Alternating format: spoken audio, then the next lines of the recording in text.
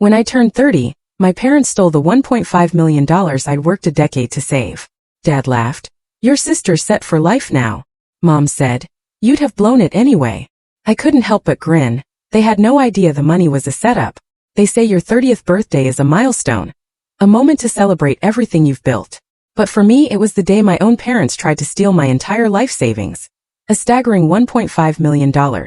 What they didn't know was that I had spent months, even years meticulously crafting a trap, and their greedy betrayal was about to become their greatest downfall. My name is Tammy, and I'm a 30-year-old financial analyst living in Boston. Looking back, what should have been a joyful birthday celebration turned into a brutal awakening, fueled by my father's sneering laughter. Thanks, your money secured your sister's future. My mother, ever the enabler, added, you would have wasted it anyway. But the truth? I laughed too, because the fortune they thought they'd stolen was nothing but an elaborate, perfectly sprung trap I had set just for them. Growing up in suburban Boston, our modest two-story colonial house always had an invisible line running through it. From my earliest memories, our family hierarchy was crystal clear.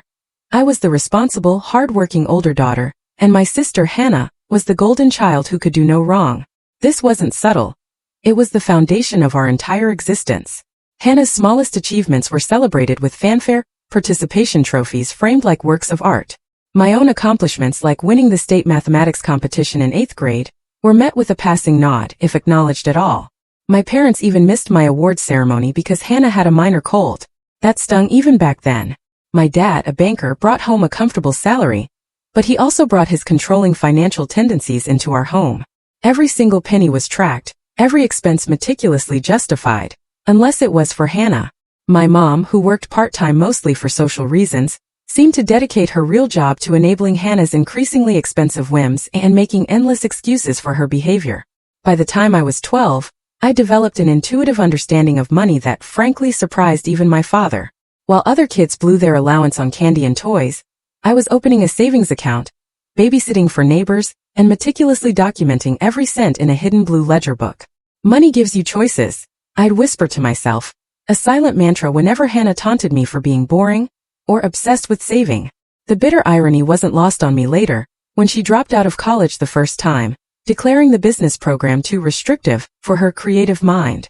Our parents, of course, funded a 6-month finding herself trip to Europe. When she dropped out a second time from an art program that cost them $30,000 in tuition, they simply bought her a brand new car to cheer her up. Meanwhile, I put myself through Boston University, hustling with academic scholarships and working 20 hours a week at the campus bookstore and as a research assistant. This infuriating pattern continued through our 20s. Hannah would embark on some expensive new project, abandon it midway, and receive endless comfort and more money from our parents. I, on the other hand, worked harder, saved more, and got endless lectures about the importance of enjoying life while you're young. The cognitive dissonance was staggering. Tammy, not everyone is as naturally disciplined as you. My mother would sigh when I dared to question why I had to pay for my own car insurance while they covered Hannah's. Your sister needs more support to find her way. It wasn't just sibling rivalry. It was a systematic devaluation of my efforts, a brutal inflation of Hannah's supposed worth. When I graduated summa cum laude and landed a position at a respected financial firm, my parents hosted a small perfunctory dinner. When Hannah completed a 3-week photography workshop, they threw a lavish gallery party at our house, inviting extended family and friends to purchase her overpriced, often out-of-focus landscapes. But the final gut-wrenching straw came during my senior year of college. I discovered my parents had used the small college fund my grandparents had left me to pay off Hannah's burgeoning credit card debt. When I confronted my father, he simply became defensive. "We'll pay you back, of course," he'd said dismissively, as if it were a trifling sum. But Hannah was in real trouble. Those collection agencies were calling day and night. "You've always been able to take care of yourself." That night, something inside me snapped. A profound decision solidified. I would become so financially independent, so undeniably successful, that I would never ever need to rely on my family for anything. My wealth wouldn't just be security. It would be armor against their manipulation and insidious favoritism. Little did I know, this decision would eventually lead to both the greatest betrayal and the most satisfying victory of my entire life. After graduating from Boston University, I hit the ground running. While my peers took time off, I had a crystal clear vision. Financial independence wasn't just a goal, it was my mission. I secured a position at Wentworth Financial, a prestigious firm in downtown Boston known for its aggressive investment strategies. The starting salary was good, but it was their performance-based bonus structure that truly attracted me. I knew I could shine. We don't usually hire straight out of undergraduate programs, the hiring manager admitted, but your financial models and analyses were superior to candidates with MBAs. From day one, my career was a strategic operation. I was at the office by 6:30 every morning, analyzing Asian market closings before anyone else arrived. I volunteered for the complex, undesirable accounts no one else wanted. In my free time, I built financial models, testing investment theories against historical data. By 24, I was managing small client portfolios. By 26, I was promoted to senior analyst, the youngest in the company's history. My annual income had tripled, but my lifestyle? Virtually unchanged. While colleagues bought luxury cars and downtown condos, I stayed in my modest one-bedroom apartment in Somerville, driving the used Toyota I'd bought in college. I brought lunch from home, limited dining out, and tracked every expense with meticulous precision. My investment strategy was equally disciplined, balancing high-risk ventures with stable ones. It was a fortress. While I was working 70-hour weeks building my future, Hannah was going through jobs like seasonal fashion trends. She worked briefly as a receptionist but quit because the fluorescent lighting was depressing. She tried selling handmade jewelry online but abandoned the shop after 2 months. Each failure, predictably, was met with parental support, both emotional and financial. "Your sister is a free spirit," my mother would explain during our monthly phone calls. "Not everyone is cut out for the corporate grind like you are, honey." The inequality was stark. Hannah lived in a downtown apartment subsidized by our parents, drove a car they'd financed, and received regular gifts to cover her expenses. I, meanwhile, had been financially independent since college graduation, but was still expected to contribute to family birthday presents and holiday celebrations. Then there was the joint account. When I turned 20, my father had insisted I open one with them, for family security purposes. With his banking background, it had seemed reasonable at the time.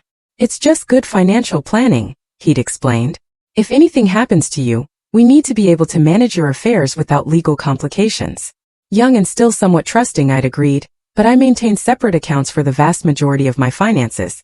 Over the years, small amounts flowed into that joint account, mainly for family-related expenses. What my father didn't know was that I tracked every cent with precision, documenting all activities in detailed spreadsheets. As my wealth grew, so did my father's interest in my financial affairs. Casual conversations increasingly morphed into pointed questions about my investments, savings, and career trajectory. At first, I attributed it to professional curiosity, one finance person to another. Later, I would recognize it for what it truly was: reconnaissance. The first blaring red flag appeared when I overheard my parents discussing my finances during a holiday gathering. I'd stepped out to the patio for fresh air, but their voices drifted clearly through the kitchen window. "She must have close to $1 million by now," my father said quietly. "Maybe more with those tech investments she mentioned." My mother replied, "Do you think she would help with Hannah's situation? After all, family should support each other." "We'll figure something out," he responded, a tone in his voice that sent chills down my spine. "She's always been practical about money." I stood frozen, the cool night air suddenly insufficient to calm me. They weren't discussing asking for my help. Their conversation carried chilling undertones of entitlement, as if my money were a collective family resource rather than the hard-won result of my decade of sacrifice and effort. That night marked the beginning of my suspicions, and I had no idea how terrifyingly justified they would become. The warning signs accumulated gradually, like storm clouds building on the horizon before a devastating hurricane. Each incident on its own might have been dismissed, but together they formed a pattern impossible to ignore. The first significant incident occurred when Hannah announced her third business venture in 2 years, an upscale pet boutique selling handcrafted accessories. Despite zero experience in retail, animal care, or even crafting, my parents funded the entire startup to the tune of $70,000. "Your father and I are a little stretched thin right now," my mother mentioned during Sunday brunch 3 weeks after Hannah's grand opening. "We may need to borrow a small amount until some investments mature. Just temporarily, of course." "How much are you thinking?" I asked, already suspecting the answer wouldn't be small. "Maybe 15,000, she replied. "Just for a month or two." I agreed, documenting the loan with a simple contract my father signed reluctantly, muttering about unnecessary formalities between family. 6 months later, after multiple gentle reminders, I wrote it off mentally as a lost cause. They never mentioned repayment again. Around this time, my father's interest in my financial statements intensified dramatically. He started asking hyper-specific questions about my portfolio performance, tax strategies, and banking arrangements. Just professional curiosity, he'd say with a casual wave. I like to keep up with modern investment approaches. But his questions became increasingly granular, focusing on account structures, withdrawal limitations, and access protocols. Information a seasoned banker would know was critical for accessing funds. My mother's behavior shifted too. Her usual dismissive attitude toward my career transformed into backhanded compliments designed to probe for information. "You must be doing well to afford that watch," she remarked at a family dinner, even though the timepiece was a modest brand. "I bet your accounts are just growing and growing with all your smart investments." The situation escalated when Hannah announced her engagement to a struggling musician she'd been dating for just 3 months. The wedding plans they described were nothing short of extravagant. A destination ceremony in Santorini, a custom designer dress, and a reception for 200 guests at one of Boston's most exclusive venues. "It's going to be about $150,000, Hannah mentioned casually over dinner, as if discussing the cost of a weekend getaway, "but it will be worth every penny for the perfect day." When I asked how they planned to pay for such an opulent event, my father cleared his throat and mentioned family resources, glancing meaningfully in my direction.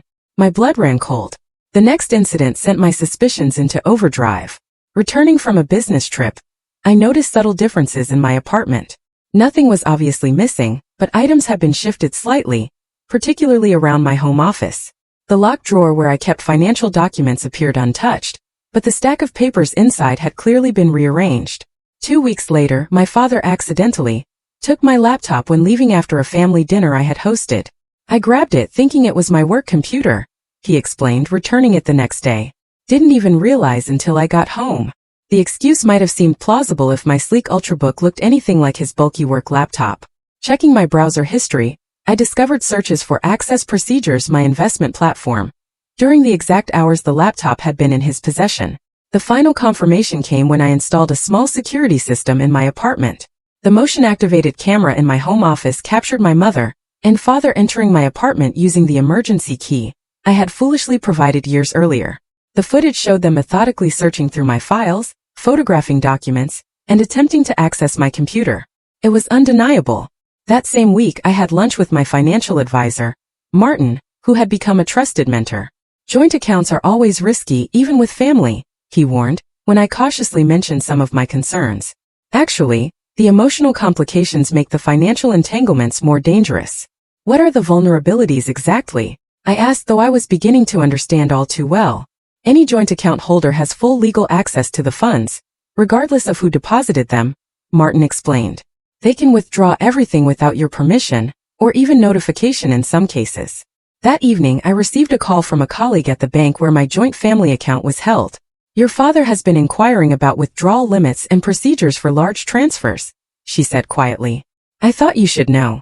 It seemed unusual, and given the amounts discussed, I wanted to make sure you were aware." The final sickening piece of the puzzle fell into place during a family visit. I had arrived early and let myself in, as was our custom. Their voices drifted from the kitchen. They didn't realize I was in the house. "Her 30th birthday would be the perfect time," my father was saying. "The account balance should be at its highest point with her annual bonus deposited." "But will she suspect anything?" my mother asked, her voice laced with concern. "She's always been so careful with her money." And then my father, with a confidence that made my blood run cold. "She trusts us. Besides, once it's done, what can she really do? Family accounts are legally accessible by all parties." Standing in the hallway, I felt an odd sense of calm descend.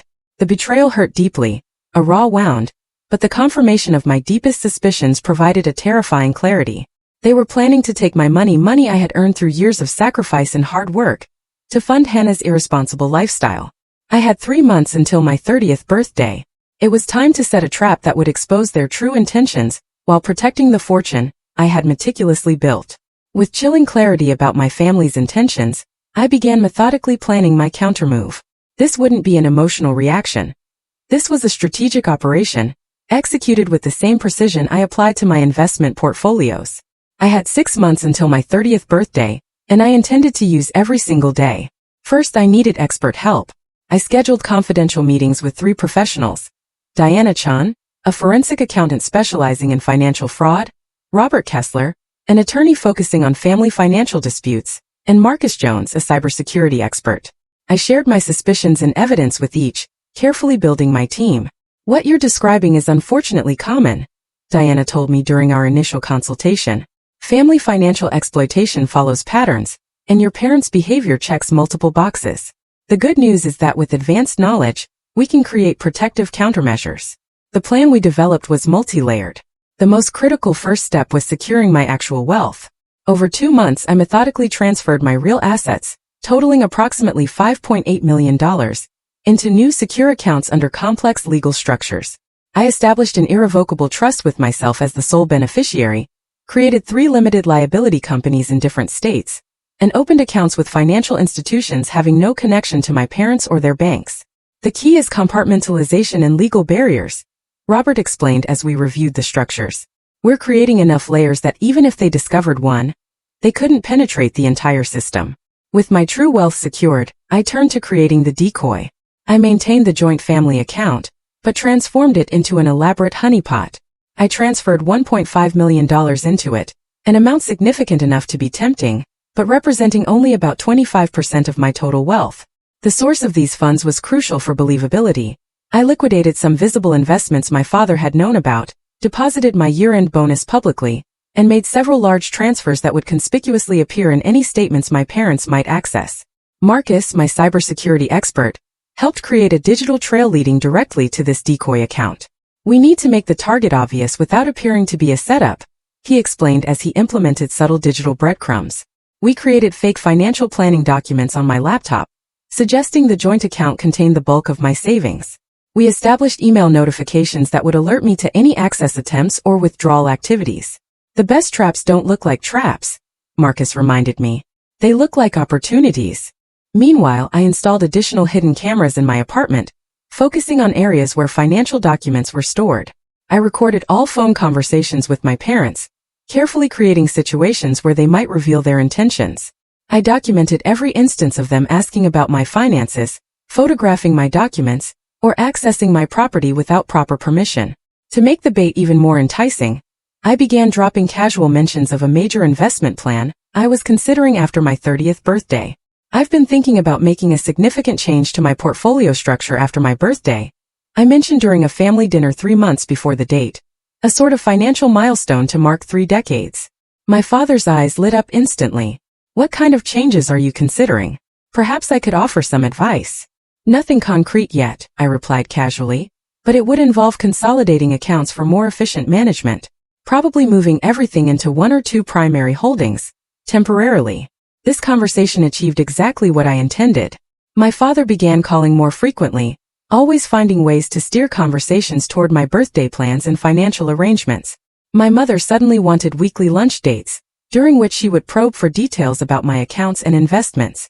I created fake financial statements showing increasing deposits into the joint account, strategically leaving them accidentally visible during family visits. I even made phone calls within earshot, discussing the consolidation of my assets for a major post-birthday investment opportunity. 2 months before my birthday, I tested the trap. I left my laptop open with the joint account statement visible, while stepping away during a family dinner at my apartment. The security camera captured my father approaching the computer, taking photos of the screen with his phone, and returning to his seat before I came back from the kitchen. 1 month before my birthday, I hired a private investigator to document my parents' activities. He reported they had visited 3 different banks, inquiring about large transfers and withdrawal procedures. They had also consulted with a financial advisor specializing in sudden wealth management. With 2 weeks remaining, I verified all legal protections were in place. Robert confirmed that we had documented enough evidence to pursue criminal charges for financial exploitation if necessary. Diana had created forensic documentation of all my true assets, establishing clear ownership separate from the decoy account. Are you prepared for the personal fallout? Robert asked during our final preparation meeting. Legal protection is one thing, but this will permanently alter your family relationships. I considered his question carefully. My family relationships have been built on exploitation for years, I replied after a moment. I'm not destroying something healthy. I'm exposing something toxic. I'm ready. The final step was psychological preparation. I worked with a therapist specializing in family trauma to process the emotions surrounding the planned betrayal and its aftermath. I needed to be clear-headed when the moment arrived. The night before my 30th birthday, I reviewed every element of the trap. The decoy account was funded and visibly enticing. My real wealth was secure behind multiple legal and technical barriers. Recording devices were in place to document whatever occurred. My team was on standby for immediate response. Everything was ready. All that remained was to watch my own birthday party become the scene of the most significant betrayal and counterattack of my life. My 30th birthday fell on a Saturday in early autumn. The day dawned crisp and bright, with just enough chill in the air to justify the cashmere sweater I had chosen. I dressed carefully, applying makeup that made me look slightly more vulnerable than usual. Today's performance required me to appear unsuspecting and emotionally open. My parents had insisted on hosting the celebration at their home, an unusual offer given their typical indifference to my milestones. Now, I understood the ulterior motive behind their sudden enthusiasm. "We want to make this birthday special," my mother had said when suggesting the arrangement. 30 is a big milestone after all. I arrived at 1 p.m. to find the house decorated with balloons and a happy 30th birthday banner hanging in the living room. The effort seemed hollow, knowing what I knew, but I performed surprise and gratitude convincingly. "This looks wonderful," I exclaimed, embracing my mother. "You shouldn't have gone to so much trouble." "Nothing is too much for our successful daughter," my father replied, his arm around my shoulders feeling heavy and foreign. "This is a day to celebrate all you've accomplished." Hannah arrived fashionably late with her fiancé Todd, making a grand entrance in a designer outfit that probably cost more than my entire wardrobe. She air-kissed my cheeks and handed me a small gift box. "Happy birthday, sis," she said with a smile that didn't quite reach her eyes. 30 looks good on you." Throughout the afternoon, I maintained a careful balance between apparent enjoyment and strategic awareness. When offered wine, I pretended to drink, taking only minimal sips. I needed complete clarity. Several family friends and a few distant relatives attended, providing helpful cover for my parents' scheme. These innocent guests created an appearance of normalcy that made the underlying deception even more disturbing. Around 4 p.m., after cake had been served, I implemented the next phase of my plan. I checked my phone and feigned excitement at a notification. "Oh, my investment alert just pinged," I announced, loud enough for my father to overhear. "That fund I was telling you about finally hit the target price." My father's attention visibly sharpened. "Sounds like good news? Anything significant, potentially life-changing?" I replied with calculated enthusiasm. "I need to check the details and maybe make some moves before Monday. Do you mind if I use the office for a few minutes?" "Of course not, sweetheart," my mother interjected smoothly. "Take all the time you need. We'll entertain the guests." In my father's office, I opened my banking app on my phone, navigated to the decoy account, and deliberately saved the password. I then left the phone unlocked on the desk and walked away, making a detour to the bathroom, where I waited precisely 3 minutes while watching the hidden camera feed on my smartwatch. The footage showed exactly what I had anticipated. Less than 90 seconds after I left, my father entered the office, picked up my phone, and began rapidly navigating through the banking app. His fingers moved with practiced precision, as he initiated a transfer from the joint account to an unfamiliar account number. The betrayal was unfolding exactly as predicted. I flushed the toilet to signal my return and watched on the smartwatch as my father hastily placed the phone back on the desk and exited the office. When I returned, the phone lay in precisely the same position, but the banking app had been closed. Almost immediately, my smartwatch vibrated with an alert from the security system I had established. The notification confirmed a transfer request of $1.5 million from the decoy account. The trap had been sprung. Returning to the party, I noticed subtle changes in my family's demeanor. My father seemed more relaxed, periodically checking his own phone with poorly concealed satisfaction. My mother was suddenly more attentive, refilling my wine glass and asking solicitously about my comfort. Hannah kept exchanging knowing glances with my parents, a self-satisfied smirk playing at the corners of her mouth. "A toast," my father announced, suddenly raising his glass. "To Tammy, not just on her 30th birthday, but to her contributions to our family's security and future. Family takes care of family." The irony of his words might have been comical if not for the profound betrayal they represented. I raised my glass and smiled, playing my part in this final act of their charade. "To family," I echoed, meeting his eyes steadily, "and to getting exactly what we deserve." He faltered slightly at my pointed response, but recovered quickly. The other guests, oblivious to the subtext, continued celebrating innocently. At 6:30 p.m. my phone chimed with a bank notification, this one genuine. The transfer had been completed. $1.5 million had moved from the joint account to my parents' private account. The same account that would soon fund Hannah's extravagant wedding and bail out her failing business. I made a show of checking the message, allowing a flash of confusion to cross my face before quickly masking it. I needed my parents to believe, at least temporarily, that they had succeeded. "Everything okay?" my mother asked with false concern. "Just work," I replied smoothly. "Nothing that can't wait until tomorrow. But I should probably head out soon. It's been a long day." "So early?" my father protested weakly. "We haven't even given you your presents." "I'm just a little tired," I insisted, beginning my goodbyes. "This has been wonderful, but 30 hits differently than 29 did." As I gathered my things, Hannah approached, her expression a mixture of triumph and manufactured sympathy. "Big plans for tomorrow?" she asked casually. "Just some financial housekeeping," I replied. "Nothing exciting." "Well, don't work too hard," she said, patting my arm condescendingly. "Some things are more important than money." The audacity of her statement, given what had just transpired, was breathtaking.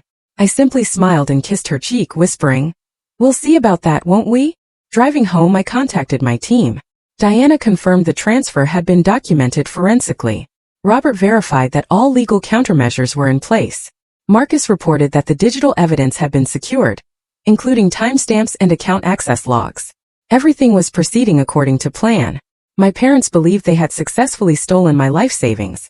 They were probably celebrating at that very moment, congratulating themselves on their cleverness while planning how to spend my money. Tomorrow would bring the reckoning they never saw coming. Tonight, I allowed myself to fully process the reality that my own family had betrayed me in the most fundamental way possible. The knowledge hurt, despite my preparations, but it also liberated me from illusions I had maintained for too long. My 30th birthday had indeed marked a significant transition, though not the one my parents had planned. They thought they were witnessing my financial downfall. Instead, they had orchestrated their own exposure and sealed the fate of our relationship forever.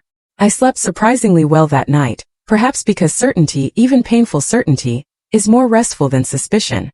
I woke early, dressed with care in a crisp charcoal business suit, and prepared myself mentally for the confrontation ahead. This would be the most difficult conversation of my life, but also the most necessary. At precisely 9:30 a.m. Sunday morning, I parked in front of my parents' house. Their cars were in the driveway, along with Hannah's distinctive red convertible. Perfect. All the players in this drama were present for the final act. Through the front windows, I could see movement in the dining room. As I approached the door, I heard the unmistakable pop of a champagne cork, followed by laughter. They were celebrating their theft with morning mimosas. The timing couldn't have been more perfect for maximum dramatic impact. Instead of knocking, I used my key and entered quietly. Following the sounds of celebration, I walked to the dining room entrance and stood watching for a moment before they noticed me. The scene was exactly as I had imagined. My parents and Hannah were seated around the table, champagne flutes glistening, a spreadsheet printout spread between them. My father noticed me first, his face transforming from jovial satisfaction to pure shock in an instant. The champagne flute in his hand tilted dangerously, spilling onto the white tablecloth. "Tammy!" my mother exclaimed hastily, trying to cover the financial documents with a napkin. "We didn't expect you this morning." "Clearly," I replied, stepping into the room. My voice was calm, betraying none of the emotional turmoil beneath. "Don't stop the celebration on my account. It seems quite festive." Hannah immediately stood up. "I just remembered I have an appointment," she mumbled, gathering her purse. "Sit down, Hannah," I said, my tone leaving no room for argument. "This concerns you too." Something in my manner must have conveyed the futility of resistance because she slowly sank back into her chair. "What's this about, Tammy?" my father asked, attempting to regain his authoritative demeanor. "We were just having a family brunch." "With champagne and financial statements," I raised an eyebrow. "Interesting brunch menu." I placed my briefcase on the table and opened it, deliberately removing a folder containing bank statements. "I received an interesting notification yesterday during my birthday party," I continued. "A notification about a transfer of $1.5 million from my account. You wouldn't know anything about that, would you?" My father's expression hardened into defiance. "That was a joint account, Tammy. Legally accessible to all parties." The admission was so immediate, so devoid of even attempted denial, that I almost admired his audacity. "So, you admit to taking my money without discussion or permission?" I clarified. "We didn't take anything that wasn't legally available to us," my mother interjected, her voice shrill with defensive indignation. Family resources should support family needs. And what family needs required stealing $1.5 million from your daughter? I asked, my voice remaining steady. Your sister's wedding for one, my father replied, gaining confidence in his justification. Hannah deserves a proper start to married life, and her business needs capital to truly succeed. You have more than enough with your fancy job and investments. I nodded thoughtfully, then removed a small recorder from my pocket and placed it on the table. I pressed play and their voices filled the room. My father's voice emerged crystal clear. Her 30th birthday would be the perfect time. The account balance should be at its highest point with her annual bonus deposited. My mother's recorded voice followed. But will she suspect anything? She's always been so careful with her money. And then my father again. She trusts us. Besides, once it's done, what can she really do? Family accounts are legally accessible by all parties. The color drained from both their faces as their conspiracy played out in their own voices. I stopped the recording and placed the device back in my pocket. That's just one of several recordings documenting your planned theft, I informed them calmly. I also have video of you searching my apartment, accessing my computer without permission, and photographing my financial documents. Dad, I have footage of you using my phone yesterday to initiate the transfer. Hannah, who had been silently watching this exchange, now found her voice. You were spying on them. That's sick, Tammy. They were stealing from me, I countered. Which is the more disturbing behavior? It's not stealing when it's family, Hannah insisted, the familiar refrain of entitlement evident in her tone. You owe us for everything they've done for you. I owe you. I couldn't help the incredulous laugh that escaped me. I put myself through college. I built my career without help. I've been financially independent since graduation, while you've been draining our parents' resources for years with failed businesses and extravagant spending. That's enough, my father thundered, standing up. We made a legal financial decision regarding a joint account. There's nothing more to discuss. There's quite a bit more to discuss, I corrected him, maintaining my composure, starting with the fact that what you transferred yesterday wasn't actually my life savings. A moment of profound confusion passed across his face. What are you talking about? We saw the statements. You saw what I wanted you to see, I explained. The statements showing regular deposits, the account balance growing steadily over years, all carefully crafted to create the impression that you were accessing the majority of my wealth. You're bluffing, my mother said, but uncertainty had crept into her voice. In response, I removed another document from my briefcase and placed it before them. It was a statement from one of my actual accounts, showing a balance of just over $2 million. This is one of several accounts holding my actual assets, I explained. The $1.5 million you took was essentially a decoy, placed in that joint account specifically because I had discovered your plans and wanted to document your intentions. That's impossible, my father sputtered. We've been monitoring your finances for months. You've been monitoring what I allowed you to see, I corrected him. The joint account, some visible investments, the financial documents I left accessible. My actual portfolio is significantly larger and completely secure from your access. The horrifying realization of what had occurred slowly dawned on their faces. They hadn't cleverly stolen my life savings. They had fallen into an elaborate trap, designed to expose their true characters and intentions. So what now? My father asked finally, his voice hollow. You came here to gloat? I came here to give you a choice, I replied, removing a final document from my briefcase. This is a formal demand for the return of the $1.5 million you transferred, plus 3% interest, within 72 hours. If the funds are returned within that time frame, I won't pursue criminal charges for financial exploitation or civil action for the documented theft. Criminal charges? My mother whispered, horror spreading across her face. You would do that to your own parents? You were willing to steal my life savings, I reminded her. Which is worse? Hannah had remained uncharacteristically quiet through this exchange, but now she erupted. You can't do this. The wedding venue is already booked.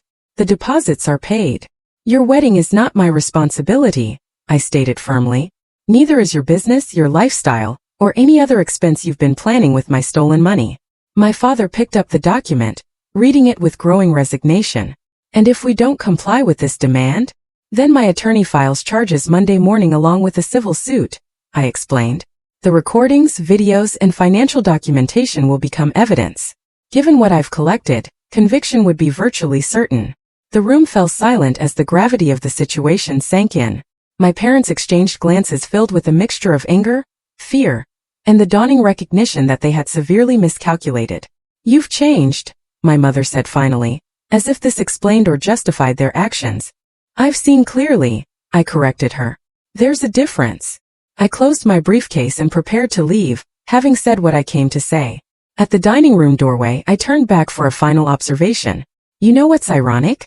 If you had simply asked me for help with Hannah's wedding or business, I probably would have contributed something reasonable. But you chose to take everything, and in doing so you've lost far more than money."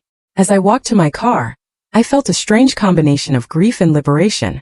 The family I had known was gone, revealed to be an illusion built on exploitation rather than love. But in its place was clarity, and with clarity came the freedom to build something better for my future. The 72 hours following the confrontation were surprisingly quiet. I half expected frantic calls or emotional manipulation attempts, but my phone remained largely silent. The only communication came from my father, a terse email confirming the money would be returned by the deadline, with the requested interest included. True to his word, exactly 71 hours after our confrontation, I received notification that $1,545,000 had been transferred into my designated account, the principal plus 3% calculated to the penny. Even in defeat, my father's banking precision remained intact. With the financial matter resolved, I immediately severed all remaining ties. I closed the joint account, removed my parents as emergency contacts on all documents, and changed the locks on my apartment. My lawyer sent formal communications, establishing clear boundaries, and explicitly prohibiting them from attempting to access any of my financial information or personal property. For several weeks silence reigned. Then the attempts at reconciliation began, though reconciliation might be too generous a term for what was actually attempted. Hannah called first, her approach as transparent as glass. "I know things got intense, but we're still family," she began, her voice carefully modulated to sound conciliatory. "Maybe we can talk things through over coffee." "What specifically would you like to discuss, Hannah?" I asked, already knowing the answer. A brief hesitation.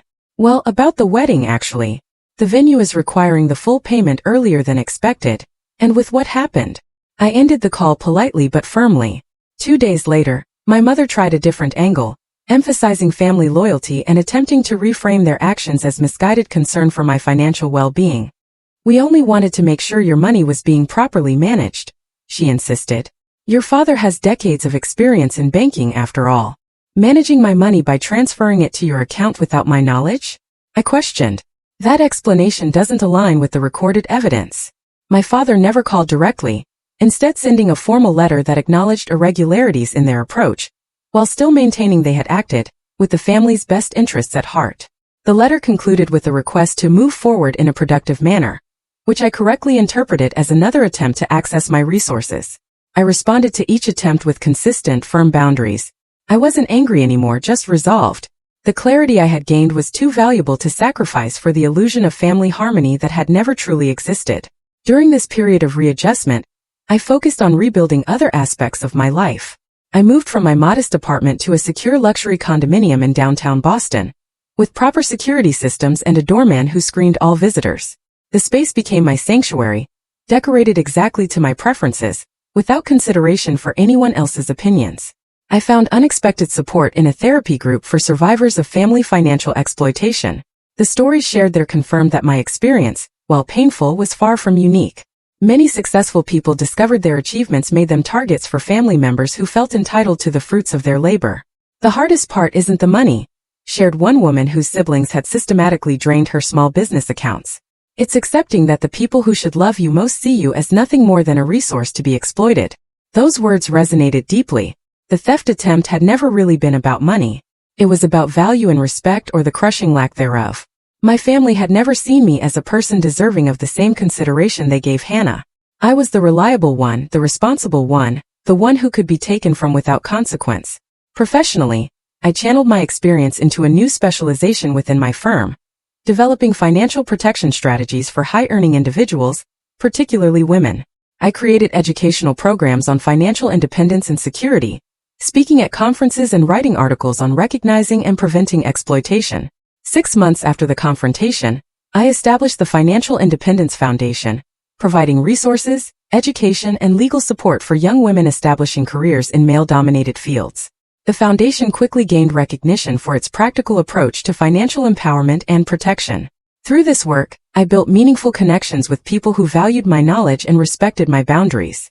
These relationships, based on mutual respect rather than obligation or exploitation, formed the foundation of a chosen family that proved far more supportive than my biological one had ever been.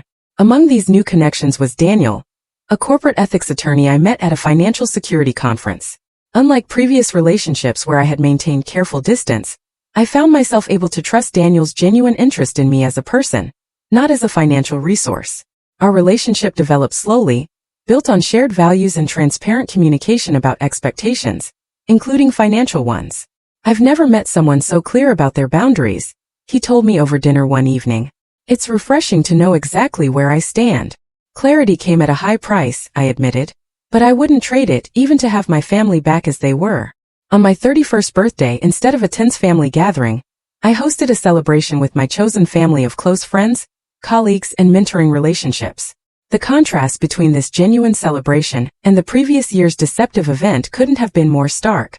As I reflect now on the entire experience, I recognize the profound lessons it taught me about money, relationships, and self-worth. Money doesn't just provide material security, it reveals character. When significant sums are involved, people show their true priorities and values. My parents and sister had always viewed my success as a family resource rather than my personal achievement, and the money simply brought that perspective into clear, painful focus. I learned that financial independence for women isn't just about earning and saving. It's about protecting what you've built from those who feel entitled to it. This protection requires both practical strategies and emotional boundaries, especially with family members who may leverage emotional connections for financial gain. Most importantly, I discovered that real family supports your growth rather than exploiting it.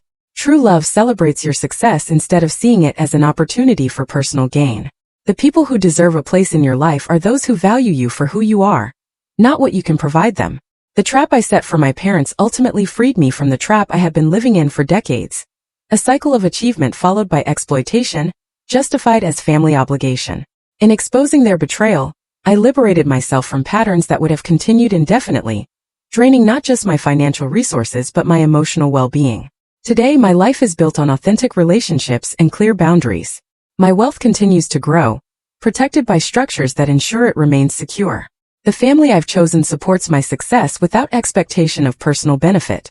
I found peace in creating distance from toxic relationships while building meaningful connections with those who demonstrate integrity.